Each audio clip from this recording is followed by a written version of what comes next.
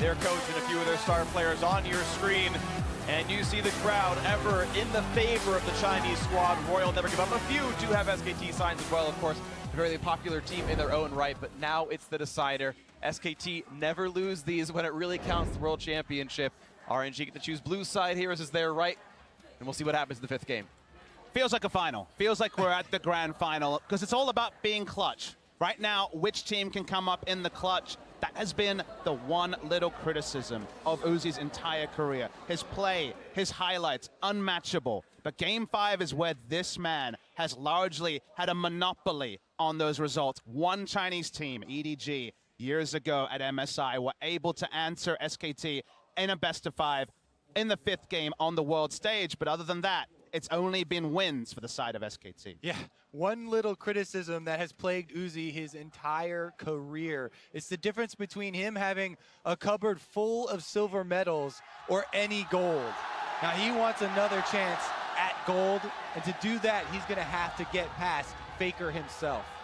And it's not just Faker anymore who's the prime suspect here of who do you ban out, who do you care about, who are you afraid of on SKT. Bang had a killer performance, and literally that on that Kog'Maw in the previous game, 825 damage per minute. He had like a 300 or so damage per minute difference. He almost doubled what came out of his opposing member. You know, 4/9 of all the kills, was absolutely massive in that fourth game. I mean, turn back the clock in 2015, there was no one safer than Bang for Faker to jump onto Lulu duty and for them to build comps around. He has been suspect at best at Worlds 2017. So in an elimination match, for him to step up means there is that supporting crew for Faker's ever-capable shoulders. We have to talk about poise for these guys. I mean, everyone always has the spotlight on Faker, but Bang and Wolf, almost as much tenure as he on this team. That's why they got to be in the intro video right beside him, flanking Faker. They are also champions.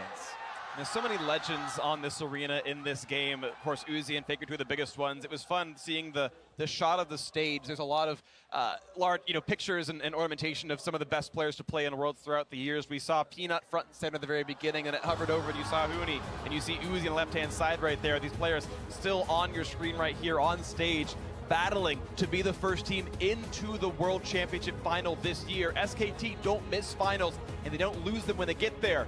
Royal seemingly collecting silvers constantly, at least Uzi himself, but has to win to get there at least. Now, Royal fans will be emboldened by the fact that in Game 5, this entire series has gone blue side. They are blue side for the deciding Game 5. They can ban Jace for a 5th time, and now it's on SKT. You can see Faker trying to get as much focus as possible. Right now, the spotlight's on the coaches, though, as picks and bans get started. Again, the Galio, Sejuani, Jarvan, all up in the air, circling around, waiting to be traded here. One final ban of the first phase for Royal Never Give Up, and I wonder, are we going to see something Tristana? Extra new? Or do they go back to the old style, but with the extra information of what their opponents have played so far this series? Definitely using all of the clock. Draft could hinge on the ban here. Gragas once again banned on blue side. Hoping Both the victories for SKT was with the Gragas, Peanut and Blank picking up 1 each. So the jungle pool being pinched again. So the question is, do you ban away the Jarvan or Sejuani and make that a 1 for something else trade with the Galio on one side, the uncontested Sedge on the other, or something similar? If you ban Tristana, you theoretically get Galio and X, or you're able to look for the jungle matchup, the support matchup. So far, RNG have looked past the Galio. Wherever possible, the Jarvan they took previously is available. Yeah, are they forcing a first pick jungle on the Jarvan? Or no, it goes to the Tristana, so Jarvan Galio, is that the famous combo that SKT get in the decider? Jarvan Galio available. Xayah has been overlooked the entire time, and Rakan banned out earlier. I think SKT stick with the Galio. You can hear the crowd. They were laughing about this pick in Game 4. No longer laughing. A bit bemused, though, in Game 5. To see it a 5th time in Faker's hands. It would be unreal to have Faker play 5 Galio games in a row if SK Telecom failed. I'm going to go further. It'd be unreal not to see Jarvan Kog'Maw locked in here. Try to turn the old Chinese technology against them. It's the most obvious draft of all time. They can, of course, play it later on with the Triss picked up. There's no rush there, so quickly it's a new look once again. Seeing the same lane matchup 5 times. Xiaohu now brings in the Corki and the rush to get Let Me a Protector in the Shen. And you hear the cheers go up from the Chinese crowd for Xiaohu's Corki. he can carry so well in the late game. It's not just about Uzi, and we mentioned the spread of damage over this series.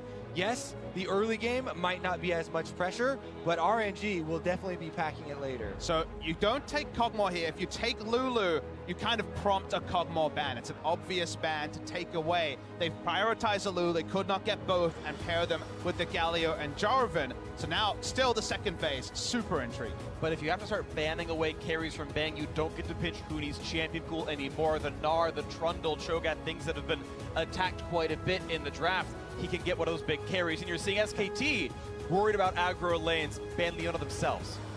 Wonder what this means for the jungle pool for MLXG, because Lee Sin has been played once by him at Worlds. Massive pick for the side of RNG, and the jungle pool certainly has started dwindling. Zwani banned a lot earlier. The Kog'Maw, like we expected, you see Lulu picked. Kog'Maw is almost certain to be banned with no Rumble to try and take him down in team fights. Yeah, I doubt we'll be seeing a Nocturne again. Nope. We're talking about MLXG's jungle champion pool. Yeah, the Lee Sin or Rek'Sai or something are a bit more likely there. Oh, okay, I'm 100% sure we won't Wow, see the Nocturne again. Nocturne actually comes through as the ban. That is a big shock to me, but it happened all the same. So RNG, what is the final ban? What are they most afraid of Twitch? It's removing hyper carries from Bang, saying, I dare you to find something that you can carry with. And now this is so interesting because a lot of the conventional AD carries are gone. You could go lower damage to an Ashe, for example, if you wanted. Looks like they're going to pick their AD carry last, suggesting perhaps they will go very risky with their AD carry choice. And for a blind pick top laner, Trundle was the pick for them in recent weeks, but the Gnar lane pressure worked for them largely in Game 4. Yeah, and he knows he's going into the Shen, so he knows that it won't be that difficult. You won't get that pressure from something like a Camille, from something like the Rumble lane. We'll see what it comes through. Final rotations now for World Never Give Up. Who's the last round of the draft? They need a jungler. They need a support. Taric worked for them before. They locked it in again. That was a win for them. That was the Vayne game. It's Tristana this time around. SKT, last pick their bot lane. The tier list says it's going to be Xayah. Let's discuss, though, that RNG don't have Force on their lineup. This is a lot harder Taric comp to pull off. The timing of the Cosmic Radiance with no engagement. Lee Sin. I mentioned the Lee Sin. It seemed likely when they held on to it, but a risky choice by RNG. Incredibly risky. We mentioned how difficult it is to play the team fights with the Taric. You're using it effectively, and as Papa said, not a lot of control here. Crowd control specifically from the RNG lineup. Whenever the Taric comp can choose when the fight happens, they choose their engage, they get the first target low, they choose the exact timing. A proactive Cosmic Radiance is one of the scariest abilities in the game, but they are very low on those proactive plays, and reactively, we've seen so many teams trip up with the Taric. I will say that there are a lot of tools around MLXG's Lee Sin to really enable this pick, even more so than usual though. A Shen Stan United could be on top of him when he goes in for an insect play to force that fight, and he can reposition so quickly that the Taric stun can be extended. It does take a very high level of execution to actually pull that off, but if done so correctly, would be spectacular. Here we are into the decider. Bang on the Caitlyn. A little bit of a new look for SK Telecom T1. I don't think a lot of teams saw this champion coming into Worlds, but the Chinese teams popularized it and won with it, and fairly many other squads decided, you know what, you guys are right, this is a smart adaptation. SKT bringing, once again, a new look into this draft. And MLXG once again on Lee Sin, another champion that people weren't expecting to see much of, but push comes to shove. Backs against the wall now, match point for either side, do or die. All the references you want to make, it is this, the final competition for both these teams. One is going home, and one will move on to the finals. Here's game 5. Uzi once again in this seat. Game number 5 on an elimination series. How will he perform under the pressure with the curse living over his head versus some of the most prolific and the most clutch players in all of League of Legends history on SK Telecom? And it's so surreal because you hear the calls of the crowd. They are desperate to see a Chinese team in the final, for Uzi to actually get that big trophy. You hear the crowd cheer. Remember, it's still another best of 5 after this. Being clutch here is so important for Uzi, but there will be an even further requirement for him in a week's time at the Bird's Nest in Beijing. So there's still so much to be done, and yet it feels like right now we have a final of its own. It's because right now is do or die, as Freak so eloquently puts. All the references, there's plenty of synonyms there, and no one's mind is anywhere but in this game right now.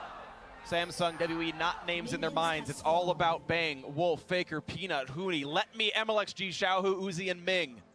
These 10 players, the coaches can no longer talk to them. The drafts no longer matter. Execution is all you need. And as minions spawn, RNG gonna go for an invade, try to punish Huni's potential leash. And go back to their side afterwards. It will be a late start though for MLXG. He'll be a few seconds off. As you see, SKT stealing away the Raptors here, getting a bit of experience onto Bang. In particular, only gets one because of the patience range there, and he has to go to lane to get the melee minions. RNG actually went straight to lane, so it might be a level 2 advantage here in the bot lane. Assuredly. I mean, RNG get to shove this early wave in, and they get complete control down here. Shouldn't be difficult for Bang and Wolf to reset off of that tower bounce, though. With the Lulu and Caitlyn, they have very strong advantages here. Now, you talked about the bans of supports, you know, the Leona specifically in Champion Select here, but Tarek and Tristana can also apply a tremendous amount of kill pressure. Ming, though, taking a lot of damage on the outside. Not a lot of ways out, he flashed, but it's going to be Peanut in range. He's going to get in there with the Ignite, the damage comes through. First blood for Bang! We said one of the only things that they would fear would be Rock's Peanut. Peanut comes down from the red buff to the bottom lane to secure first blood for SKT. Talked about taking away strategies as well. That's MLXGS, one buff into walking all the way down. That is not what you expect conventionally from a Korean jungler min-maxing. This is all about getting in the head of RNG. Has to make the entire trip, walks all the way down. They see RNG pushed up, and Peanut smells his moment. So many things collaborate here to make this possible. SKT, they seemingly for free give away this minion wave push level 1 by going to the Raptors. Yet, all the time coordinated with Peanut on this Jarvan, a red buff start immediately to the bottom lane to take advantage of an over-pushed lane. And it finds success here in Game 5, the critical moment. One of the few moments maybe there would have been a smiling Peanut, as he's been grimacing almost the entire summer season into Worlds. That was vintage him. Didn't take an Elise pick, didn't take the Nidalee, was banned away in the previous game. But a confidence booster is so important for the jungler of SKT. The first recalls come through in the mid lane. Faker, if he wants to, can TV right back in. Just add some ability power for the wave clear.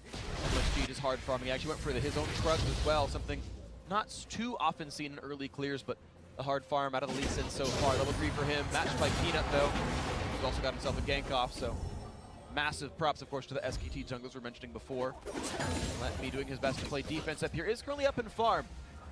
Worth noting, is doing very well for himself, but Shen has been a big champion for him. His ultimates were so good in that first game.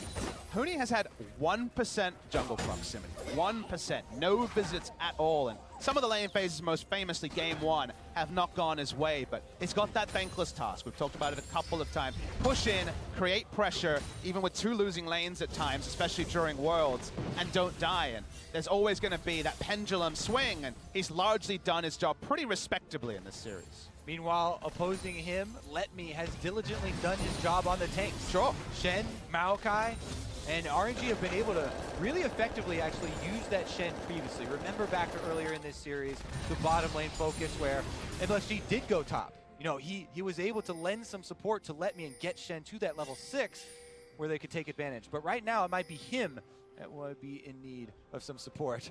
Fancy camera work there, though, and he's no longer around the mid lane. Currently down bottom, looking for a play off the control ward. Just feels like MLXG needs to make action happen wherever he goes. Late rotation jungler, the playmaker that he is famous on.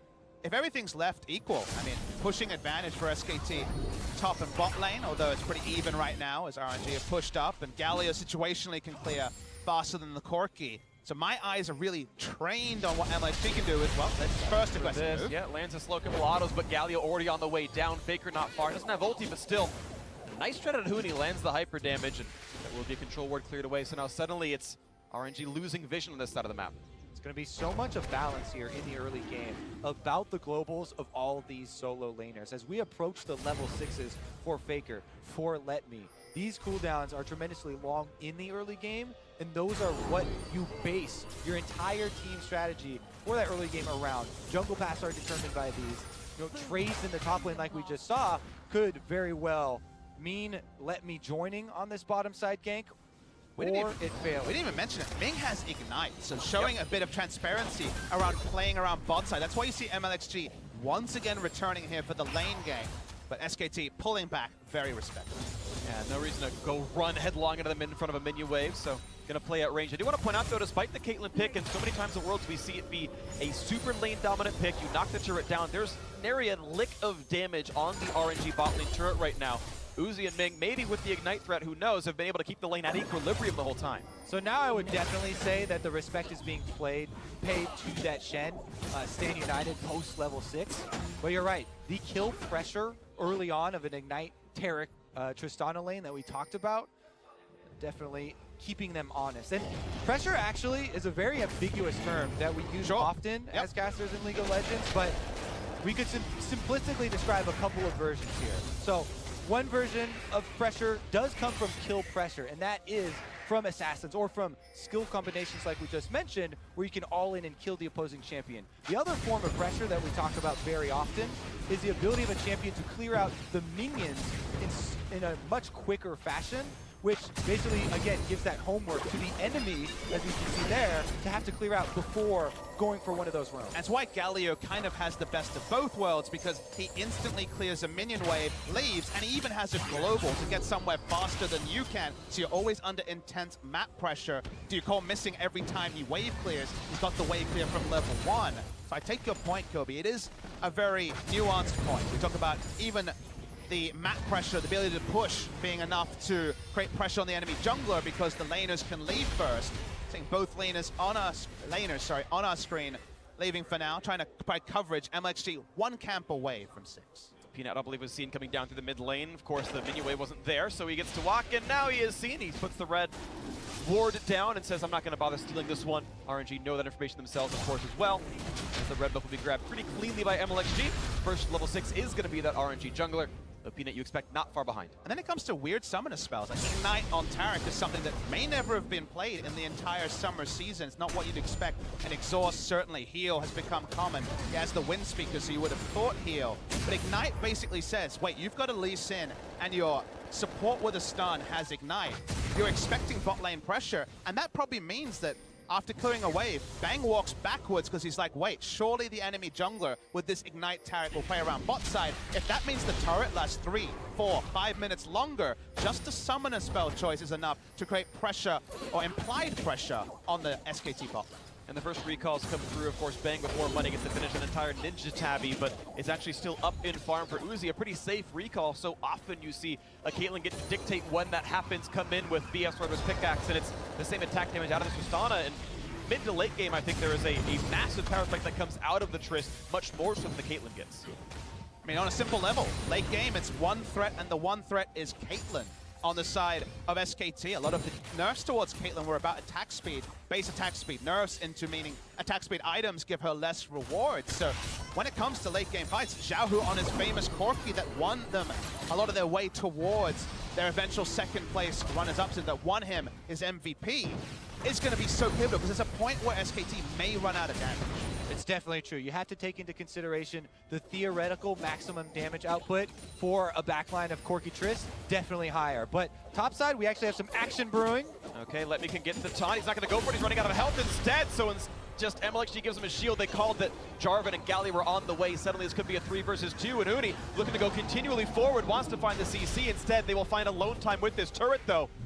Sweeper misses the ward, so Peanut's in play. Flash on the lanes. Here's the rest of the knockup. They're going to have all the CC they need. MLXG going to drop 2-0 SKT. And Hooney, so much pressure on this top side. Now they even get to cut off Let Me from the minion wave, and Faker instantly teleports back to mid. Such a big play in the blink of an eye. The fact that he's in a ward doesn't matter. They're going to invest a teleport just to keep the turret health up. It's low, but it will not fall now. And Faker loses no minions in there. People question Huni all year long, ever since he joined this SK Telecom version. He's stuck to his style of high pressure, playing forward on the map, drawing extra resources away. And as you talked about earlier, Papa Smithy, he only got 1% jungle pressure from his own team. It's doubled now! I mean, he's kind of had a thankless task in summer. Spring season, he comes in. First game was Maokai. He played a lot of Poppy. He looked great. He fit in. In summer season, halfway through the season, as we look over a bit of a replay here, his only wins were on Cassiopeia top, Lucian top, a bit of AD Cannon. He wasn't playing the meta champions. He can play the Gnar. He showed it in his victory over Khan in the LCK final, the only game that SKT won. He does play to the beat of his own drum, and I love that SKT, with no Antara, have to embrace that, and all their strategies around a pressure top laner, something that Huni uniquely provides, and Antara does not. And one of my favorite stats is the Huni style, of, regardless of champion, is effective. On Cho'Gath, the average pass halfway mark for first 15 minutes, forward percentage, is 30% of the time. They'll be across the halfway point. Huni's Cho'Gath forward percentage is 50%. And Huni has had to reinvent himself a bit here with Jace banned permanently. He hasn't played the Trundle once. You think about what a Huni champion looks like, you think, what about Cho'Gath, the big blind-picked mid laner of this tournament? It doesn't work for Huni because it doesn't have turret-killing pressure. You need to either gank Huni and allow SKT to make plays on the bot side, or Huni needs to be able to take down turrets while the enemy team reacts. It looks like the top lane should be falling on this one. No one's quite in range to stop him. Xiaohu was sent to handle the 1v1, but a little bit, not enough time really had, and Huni will get the solo kill on first turret of the game. SKT up 2,000. Gonna walk over a trap here and reveal himself, so SKT know what's on the way. Damage onto Wolf, but it doesn't matter. MLXG so far ineffective on this Lee Sin pick. It's been Peanut been able to actually get a gank off on this, and now we got to fight into the mid lane. Let me puts on the dodge time, and Xiaohu gonna find himself a duel against Huni, but he's got to be careful. Peanut is around. A lot of burst damage. He's almost gonna take him one rocket, but the damage reduction of the Galio saves Huni's life. Single-digit HP means that Gnar does not fall down. It was a lane swap by RNG to try to have the Corki answer Gnar. Ranged auto-attacker alike in the top side. Shannon mid lane, that would have been a big punishment way back into the game for RNG. It does not happen. Faker saves another teammate, applying the damage reduction for the last rocket. Meanwhile, down bottom lane, Ocean Drake taking up. So a solo Ocean, 14 minutes, not the ideal, but not bad. The fact that RNG's duo was able to heads up 2-on-2 with a bit of intervention, but not a true gank, get the turret kill against the Caitlyn lane. No one gives first turret against the Caitlyn lane. RNG did, so the strengths on different sides. Uzi and Huni, the two major forces. The turret health was high, but they knew that all the members of SKT were top side. There was no backup for SKT while MLG was bot side. They couldn't know that he was taking down the Ocean Drake. They had to respect, they backed away. It's nice to pick up the turret, answering turret for RNG. And you talk about the 2 points of power, Freak. Just a little fun fact here, Huni was at 3 HP from that last engagement. So that hit points of power. That point of power, was 3 HP from falling over. He attacked one extra time with his Cole, got 3 life on hit, lived through Xiaohu. And while the early game has gone good for SKT, they don't have the inevitability of mid to late game fight Lulu Cogmore. It is Caitlyn this time. Caitlyn, after the big debut with WE with the Janna Caitlyn lanes, has not found any real success subsequent to that.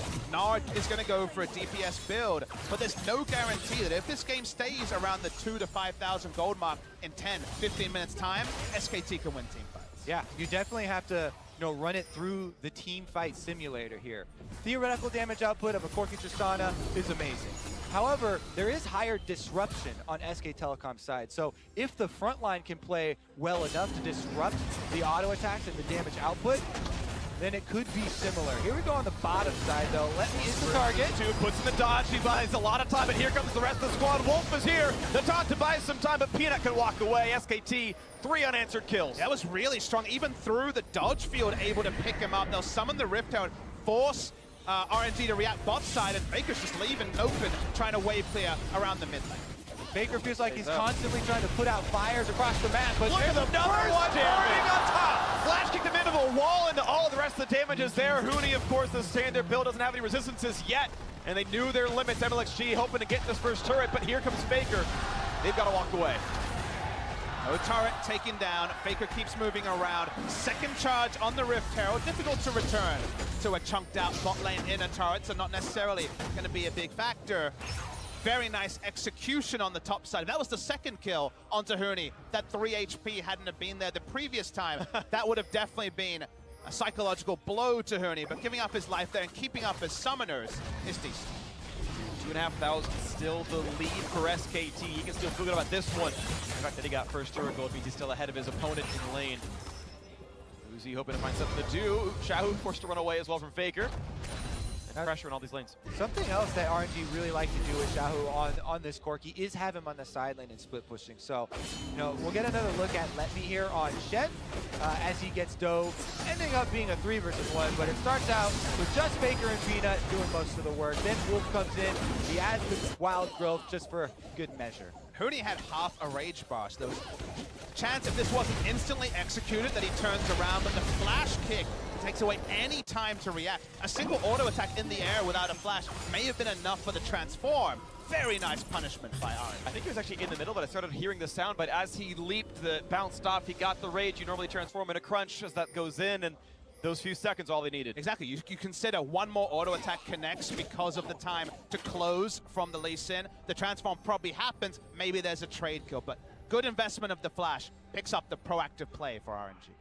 And again, the point we were talking about earlier, the difference between what you expect and what you got out of Caitlyn. Absolute value almost the same, but that's not how this game works right now. So Bang working back from a deficit. The real trough comes at 2 items. I think right now should be, of course, not too bad for Caitlyn. But from this point onwards, Uzi gets more and more powerful than Bang. And I love the fact that Kobe talked about the disruption factor for SKT, because a perfect fight where RNG have the Cosmic Radiance going and then they free hit with it, they will probably win, and I think that will consistently be the trend. But there's so many different ways to force positioning, to bait out something like that big ultimate from Ming, where suddenly it doesn't matter how much damage you have if Let Me and MLXG die and there's no front line for the 280 carries to DPS behind. The execution here for the next 5 minutes are critical because, as we've seen with the stats for Caitlyn, you know, she does drop off with the attack speed nerfs that you're talking about later, Freak. And we've seen so many of the teams stall out with the pushing, but SKT are keeping up the pressure, trying to get that bottom secondary turret. I think he might have known that MLG had no flash, but still a flash to get away. Didn't want to get knocked up, but a quick dodge out by Let Me, but SKT able to get their 3rd turret now of the game as bot lane 2-2 falls. RNG only just getting top lane outer. Being able to run back, he's got a Lulu near him, put some damage on towards Uzi. Meanwhile, as we talked about before, the Trinity Force Corki, RNG love to have Xiao who's split pushing, and now once again making quick work of this top turret, even though they sacrifice on the bottom side and Let Me on Shen is unable to deal with the multiple members of SKT down there. RNG are trading some gold and trying to fuel their later game carries. And never lose sight of when the Baron is spawning against a Ardent Sensor turret, able to really reapply that in an AoE and force down a fast Baron. So even on simple levels, you think conventionally, hey, you're gonna get a Mountain Drake, you're jumping around the right side, you have the right side of control by controlling bot side for SKT. The Baron pressure of this Ardent Sensor turret at 20 minutes is immense. It truly is, because all of the champions on RNG also very successfully utilize that Ardent Sensor buff. That's one of those times where the Ardent Sensor gold value of this item will actually be like 9,000 gold. Yeah. This is one of the very best ones for it. I'm actually glad RNG didn't go for this kind of composition. And we'll see if they can make that happen here. Of course, SKT, though, still with the lead from their early plays, but taking back some disadvantages in other spots as Peanut now we go for this Mountain Drake. At the moment where the Galio mid is a comfortable one, he can just lazily walk over to the Baron and make sure nothing's going to happen there to stop the setup, stop the control wards from being too advanced. So tanky that he's happy to face check away. RNG trying to keep that pressure on top side while sacrificing this dragon. They really want more gold. Gold to fuel these carries. And yes, they would love to have a Mountain Drake to really put more threat on a Taric Baron, but if they can get the items onto the Corki and Tristana, that's what they're looking to try and really bridge this gap. Looks like the respect that Lulu better in duels right now than Tarek, which makes sense. Tarek much more of a team fighter, all area of effects around that champion.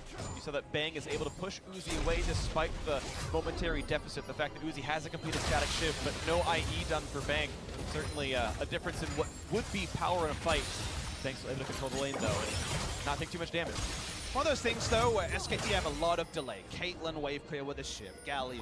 A lot of globals to bail them out if there's a proactive move. But the delay is not necessarily towards a better moment for SKT in team fights, and that's why RNG, they don't want to opt into this, but they have largely been a team to just have Uzi pushing out minion waves, hit 3-4 items, and then abuse how strong, or embrace how strong their team fighting has been. So for now, SKT happy with the pace of the game.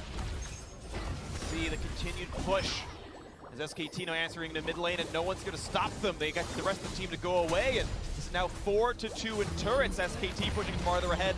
3,000 now the lead. Cost of having Corki in the side lane, no teleport ward for him to be able to get in there, and obviously a Corki teleport. Yeah. Situational at best, so doesn't mean they give away the free objective.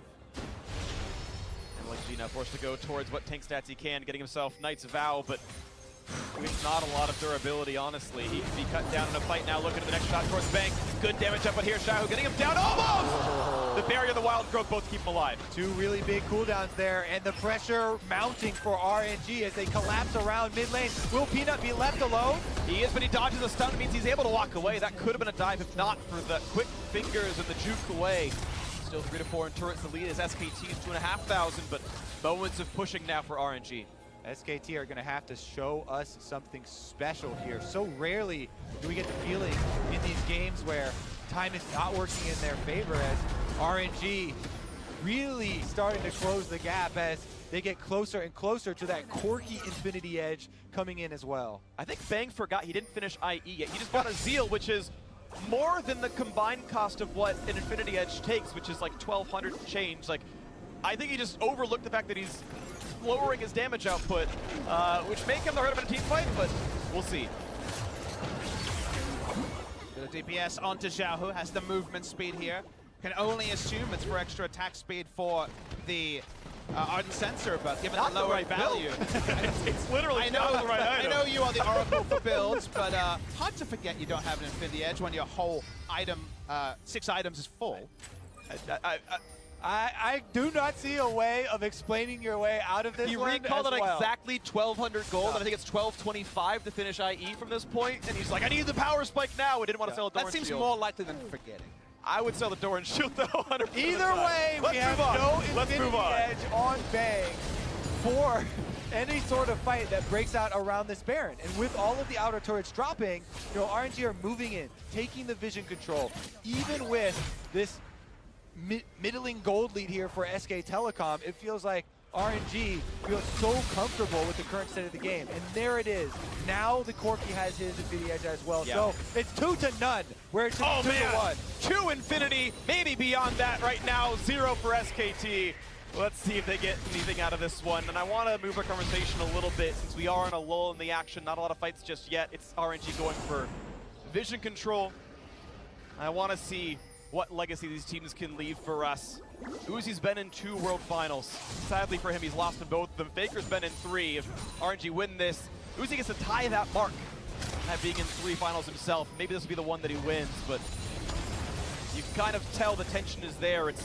They're a bit more hesitant to pull the trigger knowing that one mistake is the last mistake you get to make for the year. And like the analyst talked about on the desk, until SK Telecom actually ever get knocked out of Worlds, Yeah.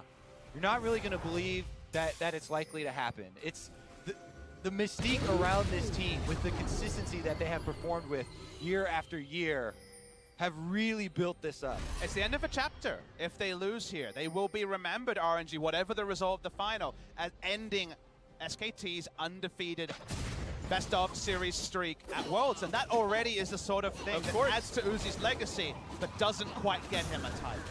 And the statement always is, I'll believe Rome burns when I see the ashes. Right now there's smoke, but is there really fire? SKT still with the gold lead, and you can argue compositions, but execution is always what matters at the end of the day. And 8 times now, that question's been asked to SKT, will you bow out? And every single time they have won that game instead and gone further and further. There's a reason they have won 3 world titles in his clutch factor. A factor that Uzi just simply has not shown yet in his career. They're looking to go double digits in best of fives at Worlds as well. Would be 10-0 in best of five series at Worlds ever since 2013 if they're able to take it here. Well, on to Uzi, Rocket jumps away and decided that wasn't too afraid of Kaigo's anymore. Gonna waste some vision again. Xiaohu continues to be on the split push with this teleport. Just a double TP team plus Let Me's ultimate. SKT, of course, with a similar situation. They've got the Galio plus the double teleport. One of the little ways that you can feel like RNG is reclaiming control of this game is that Huni is never really pushing past the river on the Gnar. He's basically pushing out a single minion wave that Shen pushed to him, and they're just trading farm between a Gnar and Shen, which lets you know he's not confident enough to keep pushing down. They can't rotate him topside for now. They don't want him to lane against the Corki. So for now, the Gnar pushing pressure on Shen isn't really a bullet point of this game because they're just trading farm between the two. In the meantime, though, SK Telecom still should be able to control the neutral objectives here. They push out the mid wave. Bang and Wolf are rotating over for another Drake. Luckily for them, Ocean Drake not the most beneficial at this stage of the game. Sure. But they'll definitely take every little bit they can get. Honest Smith, you mentioned trading farm before. To narrow in on that topic, you actually look at who's having gold leads on both these sides. Xiaohu and Uzi are actually the ones with gold leads over their respective counterparts of SKT. It's top jungle support with 4 gold on SKT, but they've been in Redemption, no one cares that Wolf has 700 more.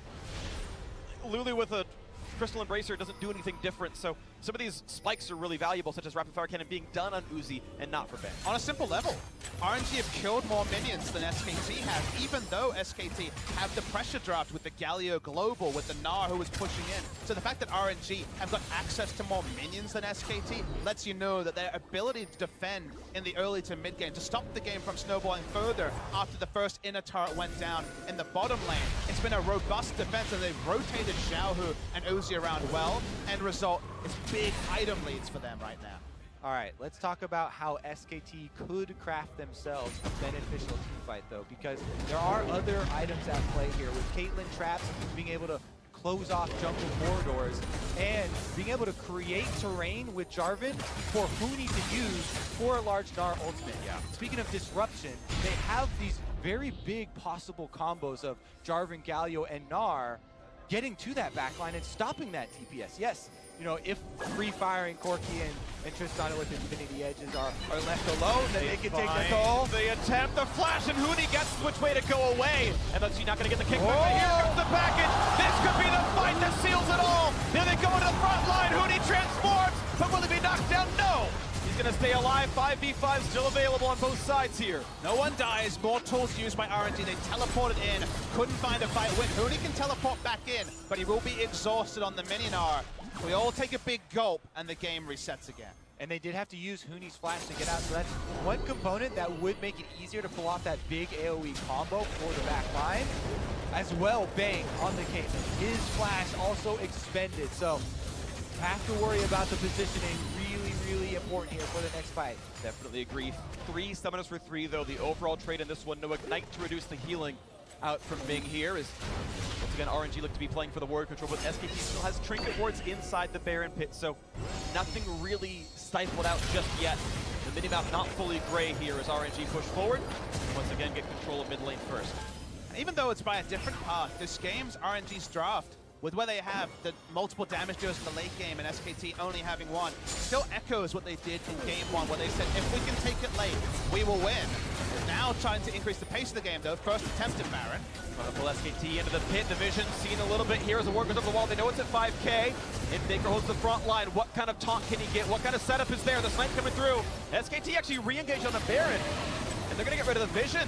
Down to 4,800. Nar's in bot lane actually is taking a red buff and pushing. So SKT aren't serious about actually forcing a 5v5 fight, but they have pushed RNG off the Baron. Yeah, they're just trying to delay the members of RNG here. Now, Let Me's been sent down to the bottom to deal with that minion wave, though, and SK Telecom disengage. First time they've gotten any sort of control over the halfway mark and actually wards into the blue buff area in a long time. So RNG, a bit out of nowhere starting Baron, cost them a lot of map vision. SKT get inside track on mid lane. They win the exchange, this turret down below us, 1/3 gone already, down to half HP, and who's going to stop them? Some wave clear from Corki, and it lives at about 1/4 health, but that last minute or so was much better executed by the Koreans, by the defending champions, hoping to reclaim that throne yet again as They're one game away from eliminating Royal Never Give Up here, making it to their fourth final.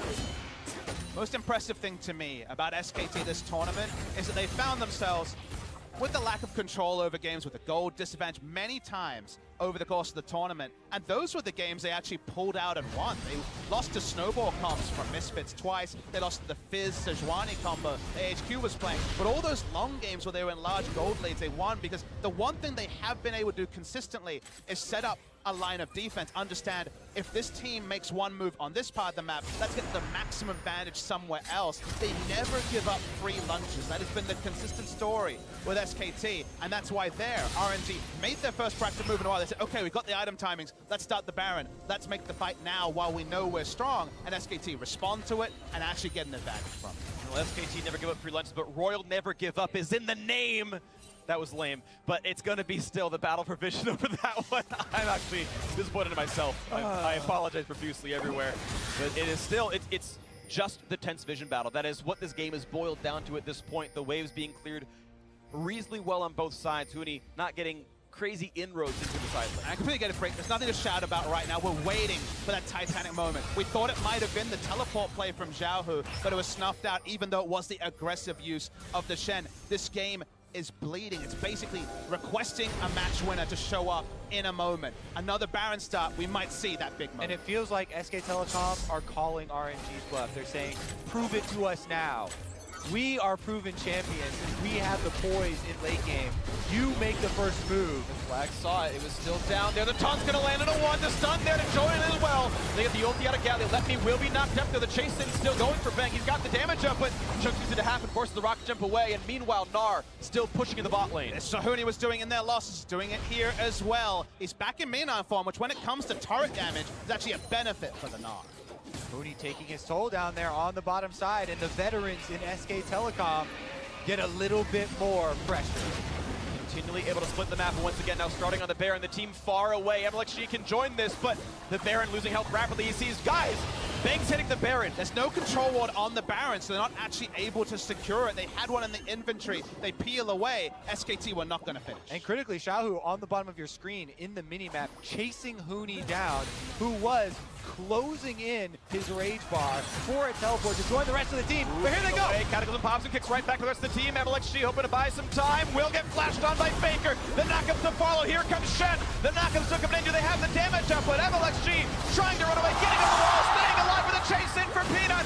Will find the first kill and break all the silence. And the chase now for Let Me slowed. And no flash, but getting away, but a dead jungler is all SKT needs. They find the kill on the jungler, and that's all SK Telecom need to flip the switch. Baron started up once again. He's still pretty far away, walking in an easy solo on the Drake for Huni.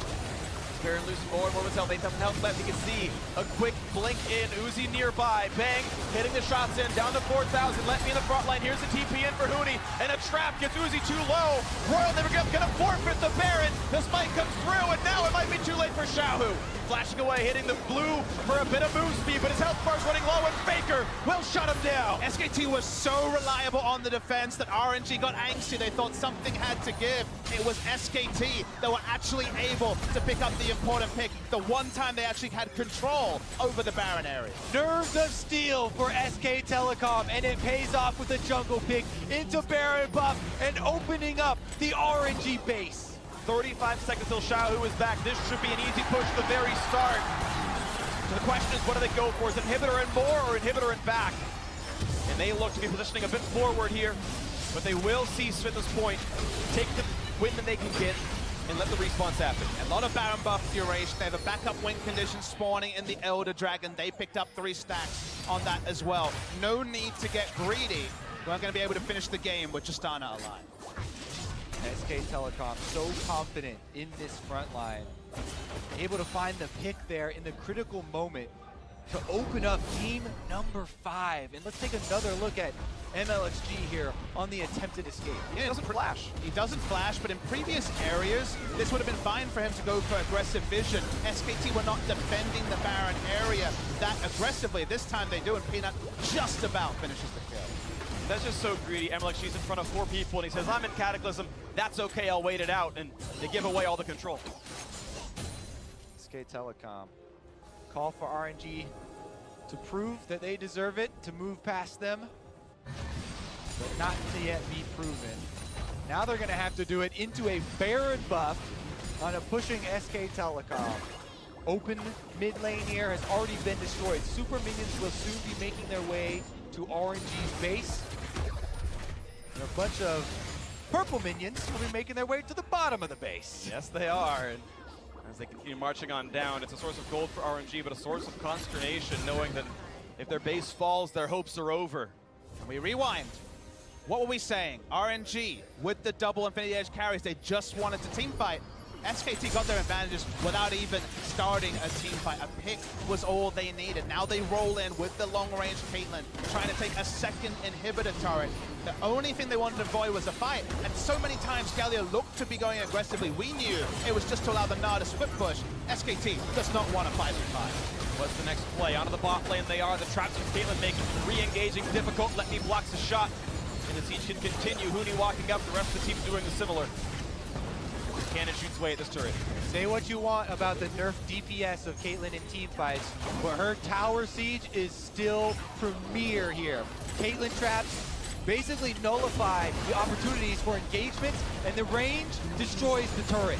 With the turret gone, that means there's no engage to be had for RNG. And as we back off of this one, a nice knockback means there's no taunt on Uzi. Look at the next one is Xiao, who actually cleanses away with the QSS.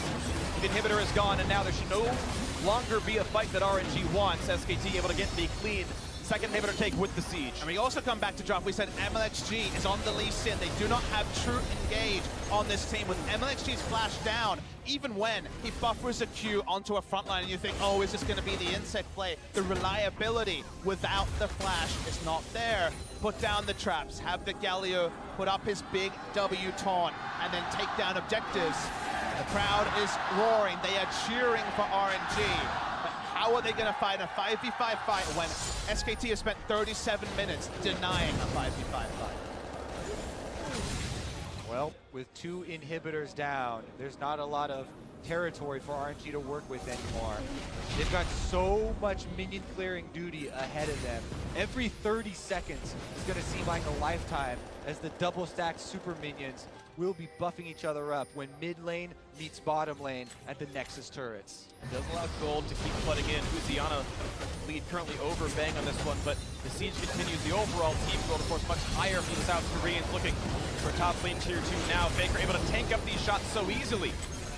Even if the theoretical damage is higher, Faker's real tankiness just the highest in this game. It's never going to get access to the Caitlyn. It can't walk up and actually stop the turrets going down. Faker, maybe he's taking damage. It's hard to tell at this point. Can take 3 turret shots for just a Lulu shield. Gets harder from there when you have block hit redemption and everything else. Bang again, putting some shots down, gets a couple hundred health off of Let Me. Maybe it's worth just trying to kill Nard quickly, but even that's so difficult right now with Randuin's complete. Turret's falling low. Baker pushed away, but yeah, the shot's still coming in. The turret's tanked up, and this will be turret number 8 for SK Telecom T1. They've doubled the score of RNG in that regard. The SK Telecom war machine slowly creeps forward. Bang places another line of traps. The super minions are inside of the base, and RNG's options are running out. Traps up, auto's ready. Faker again holding the front line. Ming burns Locket to block it. That seems a bit excessive, but wants to be full HP for that one. Let Me take a couple of shots as well. Maybe a taunt onto the tank here. Let Me is going to be pulled in. The taunt zone, dodge zone gone. And not a lot of damage for this one. Minion wave in mid, starting to be pushed in. Minion wave in bot lane as well. RNG have good wave clear. They can rotate around and stop the economic victory coming through from the minions pushing in. But otherwise, they're just basically watching, hoping for a miracle from this man, from MLXG. He's found out the Warhop's wasted. A lot couple shots come out from Bang though as well, and Ming's at 2/3 health. Red buff goes once again, 2 in a row to Bang, stolen away from RNG's jungle. And well, there's an Elder Dragon waiting on the other side of this wall. It looks like there is no chance for RNG to stop this. They will get mid-control for a moment and not much more. A 4-stack Elder Dragon going to SKT. He has to respect Faker. Spike comes in. Huni goes to the Mega Door. The triple stun. Here's the follow through. It's going to be 2 already. And into the back lane goes Let Me. Cannot kill off Wolf though as the Chinese members are falling left and right. Uzi on the run. Peanut here to follow soon. jumps forward, finds the dunk to flash away, but it's a 3v5. Can you win this fight and make it down to 2? This could be the death now. Uzi trying to kite from Huni. It's not gonna happen. That's 4, that's gonna be 5, that's the ace. And the legend of SK Telecom will not die today. I've been told they're mortal, but they are not going to die today. A 12,000 gold lead. The team fight when they need it. SKT, masters of control, will take down the Nexus, will take down RNG, and are headed to their 4th World Championship final. You never profess the death of SKT at Worlds until you see it in front of your eyes. Najin Shield went up 2-1 against them in 2013. Rox Tigers went up 2-1 last year. This team has been down multiple match points before, but they keep coming back, and Uzi could not be the clutch player in the last game. MLXG made the match about himself, drafting the Lee Sin. No big kick coming through from MLXG, and the SK Telecom T1 juggernaut rolls forward to a 4th World Final. It rolls forward, but it was pressured. They had to work so heavily for this. 2 best-of-5s. SK Telecom have been pushed to the brink. Yes, they have made it, but man, it's been close. Down 2-1, and both times they pulled back the last 2 games they needed. SKT, as you said, time and again, but it's worth repeating and mentioning. You don't see dynasties this good in esports or any sports. 4 World Finals in 5 years. Could be 4 titles in 5 years as well. The team so happy. Peanut came in and was the clutch member needed. So often we've talked about the substitute jungle situation with this team. You know, Banky and Blank, now Blank and Peanut. And yet, as one of them gets subbed out, the other one always comes in to save the day. Peanut smile, definitely a bit of a ray of sunshine after all his depression. Assistant coach Rapid Star on the screen again. And to your point, Freak, we use very flowery terms when we talk about SKT's dominance. Odyssey, other Greek mythology words. The era of, the chapter of. The chapter is still being written. We are still seeing it. There was a chance for it to be closed today, and maybe a new one spring eternal next year. But the chapter and the resilience of this team, for Peanut to come in and be as good as he was, dictated 2 in Game 4, strong in Game 5. Suddenly, they've got another selection headache on their hands, but it's not which jungler is less bad. It's which weapon do they want to unleash in Game 1 of the World Final, because Peanut looked a lot better. That level 2 gank was vintage Rox Peanut, just at the right time. The level 2 gank, the catch on MLXG by the Baron that allowed them to break the entire game open. Well, a great win by SKT. To their 4th final they will go. And now to hear more about that series clinching win, let's send it down to our analysts.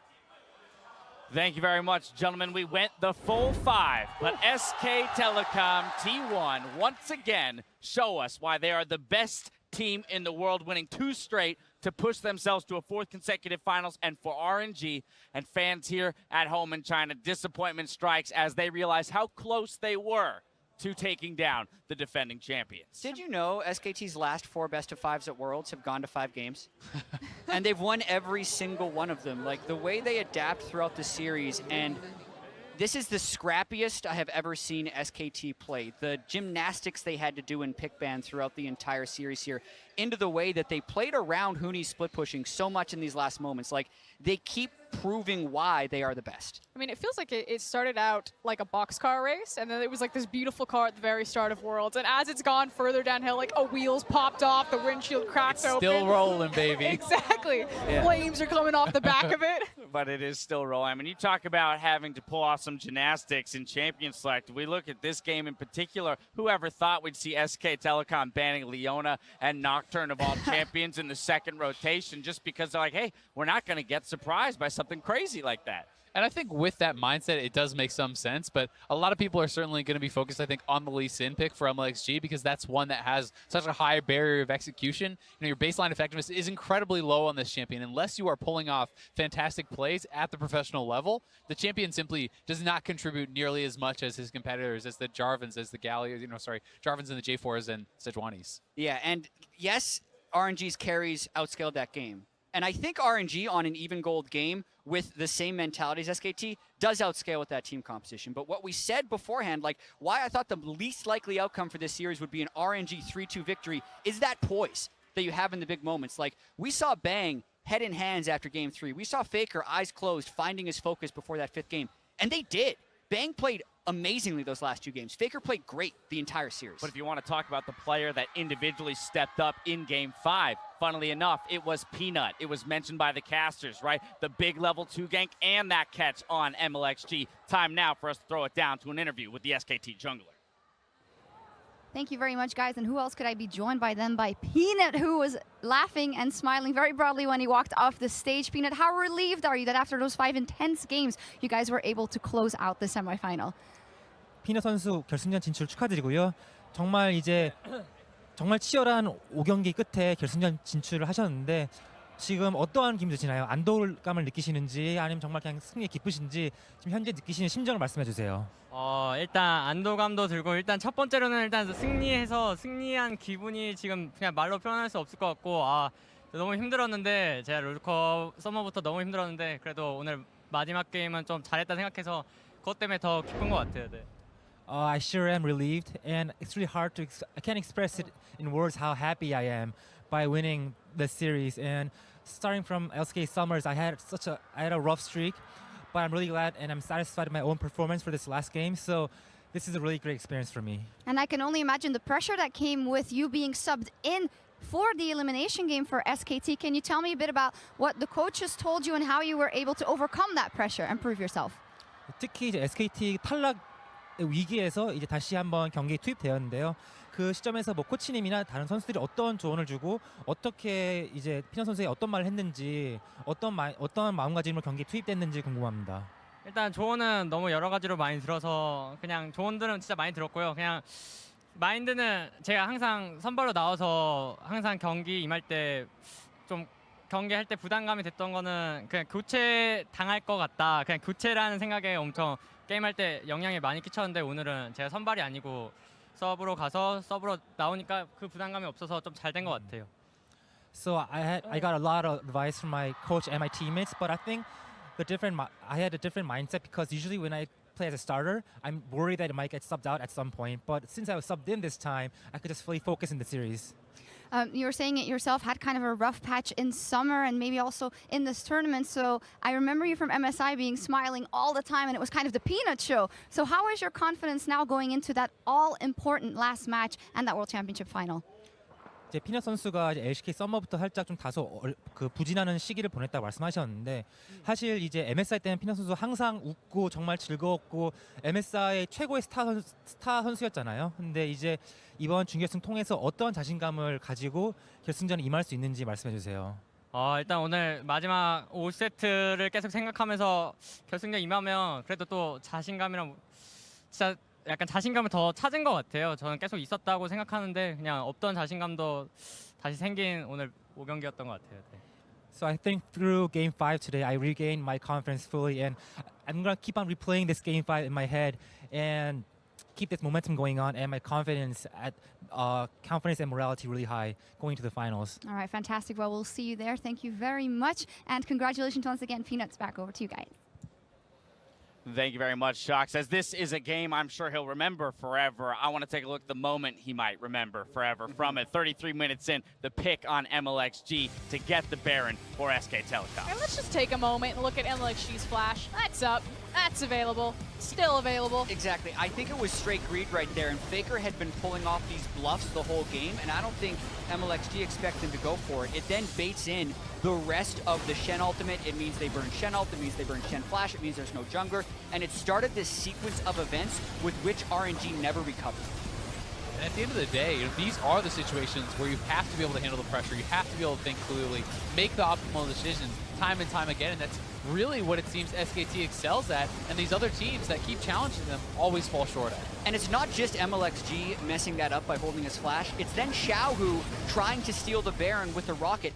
Even after that MLXG death happens, if you're not going to fully commit to a 4v5 fight at Baron, you have to concede the Baron and have loss minimization, which is what RNG was really good at for most of the World Championship, but couldn't hold it together when it mattered most. And I will say this. MLXG is probably going to get a lot of heat because that play is going to stand out as the kind of the big undoing, especially in Game 5 across from SKT. But it does take something for players to step up and to try to win the game. The fact that he locked in his Lee Sin in Game 5, that he tried to take the responsibility, and then even Xiaohu, who tried to save the play by overextending, looking for the Baron. So while there were mistakes, if that had worked out for them, they're then suddenly the heroes. I mean, oh, sorry, go ahead. So what I'm disappointed in is not. I'm disappointed that the game even got to that point for MLXG to be in this place where, like, hey, he needs to find the initiation, because we were never asking when will MLXG find a fight before. He was just doing it. And for as much as we praised RNG for going for 50-50 Barons against Samsung, they did it and it worked. They had Lee Sin kick. They could have kicked Jarvan away. They could have tried to do a 50-50 with the big team fight, but they never got to that point. They had one kill in Game 5. And to that degree, you kind of see in that moment him weighing the decision between, do I blow my flash for safety or do I play greedy to hold it for that eventual flash kick that could win us the game, for that game-winning play that we so often expect to see from him. And I think, honestly, if you're going to criticize MLXG for not being able to find the fights, you also have to praise SKT for playing very intelligently around their win conditions, around their opponent's win conditions, knowing that if Faker is around, you can actually take those fights. And this was the final fight. Huni finding the Gnar ultimate, catching everyone, and as soon as you saw him go over the wall with the Elder Dragon, you knew the series was over. You knew SKT were going back to the World Finals. And the immediate response from Faker, and while I do agree that Huni has been incredible, Faker has just been amazing. Not only this tournament, but this series in particular. 5 games on Galio. I don't know how he got every single one of them, but even in the losses, he was unparalleled. Yeah, and we watched the way Faker paths in the early game. He was doing a level 2 roam top in one of the games to help out Huni, but it takes 2 to tango. It takes 2 to play that game. Huni has to carry. Faker is also helping a lot from the Galio. I think it's so impressive that Faker, while often up in CS, is able to roam constantly. He's able to threaten the side lanes and absorb pressure. He seems to be able to do it all, and to me, there's no doubt in my mind that he was the best player in this series on either side, and I think that fully deserving of getting there again. All right, let's talk, though, for a moment real quick about Huni, though, because this is one of those teams that is kind of, you know, rejecting that Ardent sensor meta, and they continue to look at Huni as someone that they want to put resources into, and they are finding success. Yeah. We keep saying that they look wounded, but they are winning. I know, and there's a chance that they're probably the favorite heading into the World Championship, pending the results of the series tomorrow. And I always come back to the question of whether or not SKT is playing around Huni because they want to, or if they have to. Because SKT has always found a way to win in whatever means necessary, but I feel like Huni's teleports have been off, and when he does his own thing, when he's allowed to just split push and almost never teleport back in for the collapse, and SKT is just so good with this experienced 4-man unit, like that's when they have looked best, so that's the way they're playing. And I'd also say, while we talk about them playing around Huni, it's not like he's getting nonstop help. He has insanely low jungle proximity. He's barely ever getting help from his team, but it is playing around him in that this is the style the team all has to work with, right? You have to be able to play defensive with the 4 if your 5th is going to be off in the side lanes, but I think he's doing it as well or better than anyone in the world right now, and to me, this is kind of the success that we were expecting to see from someone like Khan. People were super excited about the carry top laner. I think Huni has been showing an excellent display of that. Well, what I think as well is Huni has always been so amazing at being Huni. And when he joined SKT and when we saw Huni in the spring split and Huni and MSI, they're like, wow, Koma coached Huni into this amazing tank player. Huni's still Huni. He's not being the tank player that could be coached into a different man by Koma and Carter.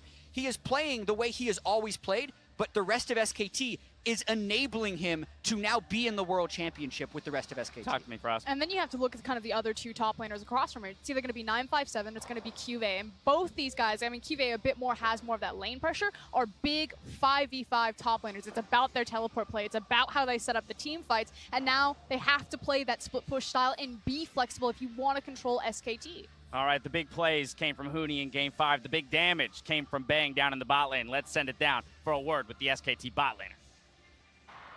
Thank you very much, guys. Indeed, joined here by Bang, who also played that 5 games of that very intense series. Bang, what from your perspective were the biggest challenges that you overcame today? 일단 정말 치열한 경기 끝에 승리하신 걸 축하드리고요. 오늘 경기에 가장 고비했던 부분들이 어떤 것이 있었나요? 저는 일단은 1경기는 사실 패배가 그렇게 아쉽진 않은데 저희가 두 번째 접을 때는 굉장히 이제 저희가 생각대로 챔피언도 다 가져오고 했는데 단순히 그냥 순전히 저희 실수로 좀 이기고 있던 경기를 역전 당했다고 생각해서 그때가 좀 많이 아쉽고 또 고비라고 생각해요. 상대가 기세를 더 탈 수도 있었고 저희가 좀 꺾일 수도 있었는데. 네. So when we lost game one, I wasn't too worried because I thought that was a game fair and square. But when we lost game three, I was really worried because we had the picks that we wanted and we had the game planned out, but we just made a lot of mistakes and lost that game really early, so easily. So after that game three, I thought that was the tipping point and challenge for us to win the series because we thought that the RNG would get the momentum going on. But you guys took the momentum back. That also happened when you played Misfits. You guys received, as a bottom lane, a lot of criticism after that. So how do you feel you've performed, rebounded, and how do you feel you've performed today, rather? 이제 사실 지난주 미스피스 경기할 때도 이제 3경기 지고 좀 위기가 있었지만 다시 한번 경기 흐름 바꿨는데요. 4경기를 통해서 사실 그때 미스피스 경기 때는 좀 바텀 라인 좀 다소 경기력에 대한 좀 그 비난이 있었는데 어떻게 경기를 다시 끌어올렸는지 궁금하고요. 이번 시리즈 그 바텀 라인 그의 경기를 어떻게 평가하시는지 궁금합니다. 저번 주에 이제 미스피츠랑 경기를 한 게 저희한테는 이제 굉장히 약이 됐다고 생각하고 저희가 사실 롤드컵 준비하기 전부터 또 준비하러 와서 레오나나 블리츠 크랭크 같은 불타는 향로를 가지 않는 챔피언들에 대해서 완전히 배제를 하고 저희가 게임을 해왔었고 연습 경기에서도 한 번도 안 나왔었는데 이제 그런 픽들에 당했잖아요. 근데 저희가 사실 그래도 한 3, 4일 정도 준비할 시간이 있었고 그 픽들에 대해서 연구를 다시 했고 사실 저희가 미스피츠 경기 전에도 자신감이 굉장히 있었는데 그 챔피언 상성만 이제 좀 문제 풀이를 하면 그건 저희는 실력에 자신이 있었어서 그냥 그런 것들에 집중을 했었던 것 같아요. 네. So I think through the last Misfits series, we learned a lot from them. Like coming into this tournament, we didn't even consider like playing against Leona or Blitzcrank. We ruled them off the table completely, those non-Ardent Sensor champions. But through that series, we learned a lot about ourselves and about the other champions that could potentially get picked. And I think through that experience, we were able to recoup the past 3-4 days, and through that practice we were able to play a lot better this series. All right, fantastic. Well, thank you very much, Bang, and we'll see you in the final. Thank you, Homan, as well. Back over to you guys. Thank you, Shocks. A nod to Misfits there and what they were able to do against SKT in terms of making them rethink their approach to the game. I think, again, as we talk about how challenged SKT has looked at the different stages through this world specifically, to some degree, it also reminds you again how powerful a team they are when they do absorb that information, turn around and use it for themselves. I mean, that was always the question, is what kind of form are SKT going to look like in 1 week's time? We talk about how they constantly are ramping up during tournaments, and you know, they absorb your powers, they learn from you, and then they execute on them better. So RNG, Misfits in the regards. And I also realized what a crazy road this 5-game series was, because they took a lot from Misfits, right? They hadn't been playing necessarily meta. Galio, J4, Lulu, Caitlyn, Nar. That's nothing crazy, and that was the Game 5 team composition, but it was the journey to get there. The fact that Nocturne and Leona bans were thrown in there in between, but ultimately they did manage to manufacture what felt very comfortable for them in the end. And when we talk about SKT, we talk about dynasty. It takes a lot to sustain a dynasty, but we like to recognize one player who is crucial in finding that win for SKT. So player of the series is being awarded to Faker. Shocker. I mean, he is the dynasty at this point. Let's be honest. This guy, one of the most impressive things about it is not only his incredibly long-term success, it's the fact that every iteration of SKT is built around him. He is always the focal point. He is always the star. And it seems like there's no sign of them slowing down. And when you're going to find all of that success, why not build around Faker? I mean, there was games where this guy was ganking top, mid, and bottom all within 5 minutes. Only one champion portrait necessary for this graphic. Normally, we're trying to cram like 3 different photos in there. Nope, not today. I haven't verified this, but I feel like that's the first time someone's played the same champion all 5 games of Best of 5 at Worlds. It might. That's a totally unverified stat. Take it as you will. There's just gotta be no way. With the way series adapt so much, like you do also have to call into question the fact that RNG gave him Galio in all 5 games? Like, were all of those other bans always necessary? You have to wonder a little bit. For sure, Well, but they'll be wondering too. I mean, at the same time, you know, if you look at it, if this is a SKT lost series, which it very well could have been, people Then would you're be gonna like, flame Coma why for would picking you Galio? be picking Galio? Why do you put the best player in the world on Galio? So it's very hard, and you can look at it both ways. It's kind of damned if you do, damned if you don't with Faker, because he can play everything, and he can play everything at the highest level. I mean, I think the thing about Galio, though, is it just allows Faker to do everything. I almost wouldn't rather have him on any other champion. Like, he can absorb any sort of pressure in the mid lane. He can gank everywhere around the map. He's running double teleport. Like, that guy was everywhere doing everything that his team needed. It allows him to do everything. He's done everything. Let's toss it down to Shox one more time to speak with SKT's mid laner. Thank you very much. I am here with Faker, who has just been crowned Player of the Series after 5 games on Galio. Nonetheless, how do you reflect on your own performance today? 페이커 선수 갈리오를 5경기나 하고 결국 이제 시리즈 MVP로 뽑혔습니다. 본인의 경기를 이번 경기를 어떻게 평가하시나요? 네, 오늘 좀 갈리오로 실수가 많긴 했는데 제가 또 워낙 갈리오를 잘하다 보니까 받을 줄 알고 있었는데 뭐 크게 놀랍지는 않은 것 같아요. So I did make some mistakes, but I was well aware of how good I am with the Galio. So I was actually expecting to receive the Player of the Series. So I'm not too surprised. Not surprised. So there you go. When it comes to the knockout stage, this has been one of the most, if not the most challenging knockout stage for SKT so far, with 2 matches going to Game 5. How has that influenced your mindset now going into the final? 사실 이제 페이커 선수는 지금까지 모든 롤드컵을 통틀어서 가장 그 어려운 다전제 시리즈, 모든 다전제 시리즈를 5경기까지 가면서 이제 힘들게 승리하셨는데요. 이러한 좀 고전을 겪으면서 결승전에 올라가는 마음가짐을 어떻게 갖추고 계신지 궁금합니다. 저희가 지금 많이 부족하기 때문에 오전제 5경기를 다 많이 치르고 있는데 다음엔 좀 더 보완을 해서 최대한 3경기 안으로 이길 수 있게 바꿨으면 좋겠고, 왜냐하면 제가 지금 좀 배가 매번 끝날 때마다 배가 고파가지고 다음에는 좀 빨리 밥을 먹고 싶네요. So I think it was due to us making a lot of mistakes and our poor performance that we had to go to Game 5 for every single series. So going to the finals, I would like to make sure that we improve and work on our mistakes so we can end the finals by Game 3, because I'm really hungry right now and I hope to finish the final series within 3 games so I can go eat quickly. Okay, I see that is of course a very important thing to think about. Yet the finals still have to be played in that amazing Bird's Nest Stadium in Beijing. Who are you hoping to face there, Faker? 이제 결승전에서는 이제 정말 어마어마한 규모의 경기장인 베이징 올림픽 스테디움에서 경기하실 텐데요. 그 경기장에서 어떠한 팀과 붙기를 원하시나요? 네, 저는 일단 큰 경기장을 가본 적이 몇 번 없어서 이번에 특히 기대되고요. 뭐 저는 언제나 그렇듯이 어느 팀이 올라와도 크게 상관은 없을 것 같아요. I'm really looking forward to play at the Bird's Nest because I don't have actually much experience in playing in that size of a stadium venue. So I'm really looking forward for that experience. But I don't have any actually big preference of who I'll play against as usual. All right, well, we'll see what happens. Thank you very much. Faker, a very cheeky Faker this time around. Back over to you, Guy. Thank you very much, Shox. Pointing out the fact that he hasn't played in a stadium as large as the Bird's Nest. If we recall, the one Worlds he missed was the one in Sangam, World Cup Stadium, and that was the next largest venue. So that will be a treat for him now that he has booked his ticket to Beijing.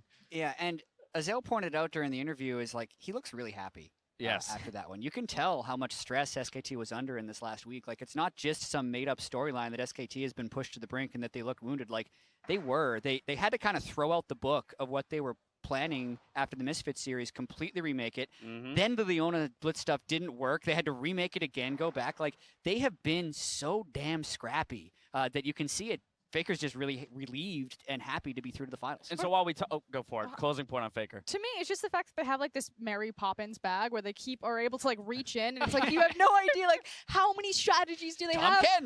There has to be a bottom games. to that bag. There's only so many champions in League of Legends, right? But while we talk about how SKT has been pushed to the limits in this World Championship, I think we have to talk about the teams that have pushed them to those limits. And in this case, it was RNG. We are saying farewell to them, Uzi and the crew. But they did put up quite a performance today and once again have challenged our world champions. And I think they can be proud of their performance here. You know, they didn't get to the World Finals, as I've obviously set out to do, and win that first title for Uzi, as he's been chasing after for so long. But, this is an all-Chinese team that performed exceptionally well. They went very far, and I still think that they should be holding their heads high to push SKT to a Game 5. Yeah, I have to agree. I mean, the thing is losing to SKT, I mean, that's still going to sting, especially when you're that close, but it doesn't mean the end of the world, whereas beating SKT means everything. And RNG were that close to doing it. Yeah, and I like how RNG did RNG things. Like when they locked in Vayne, when MLXG picked Lee Sin, we're like, that's just RNG. That's just the way they're going to play. Right, and true to their identity. And I hope they're not discouraged by the Game 5 loss, because that is a great team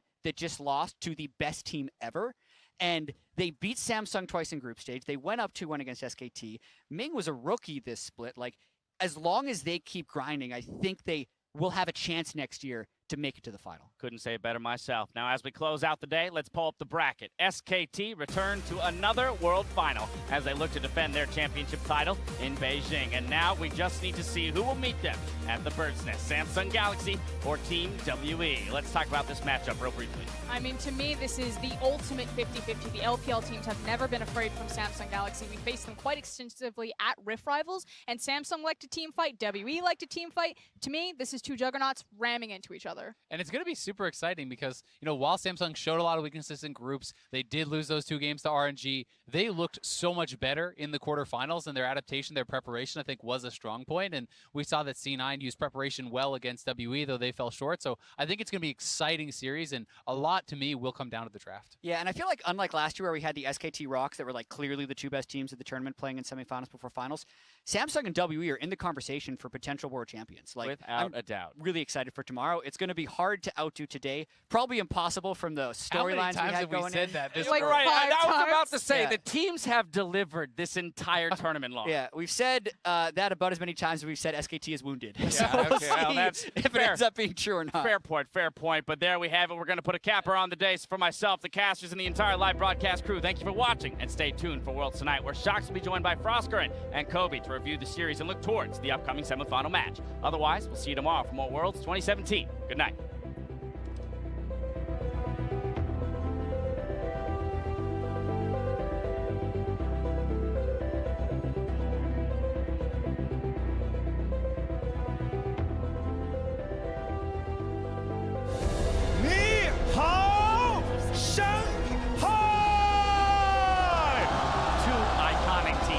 Telecom T1 and Royal Never Give Up, taking to the stage for our first semi-final. We were here just a year ago to watch these teams 2 battle. He gets it slow. Here comes the chase. Lands the kill.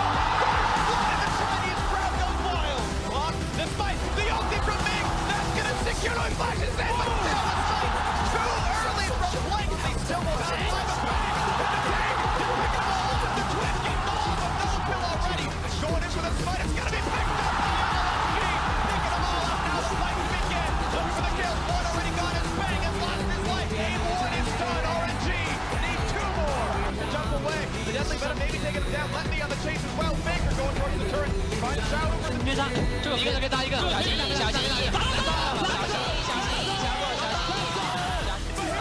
chase into the turret. The take goes, but he's trying to find the gun, but no kills coming across.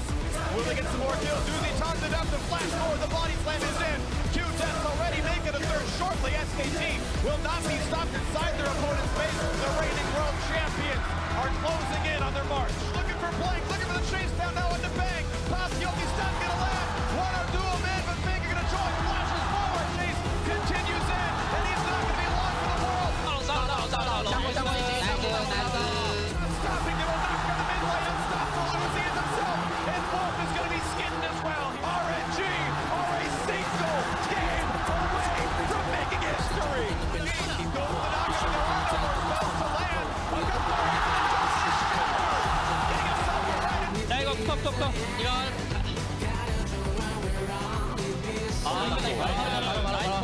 오케이 끝났어 Without a carry, this could be the game just now. The flash forward. They found the second and double for the Cosmos.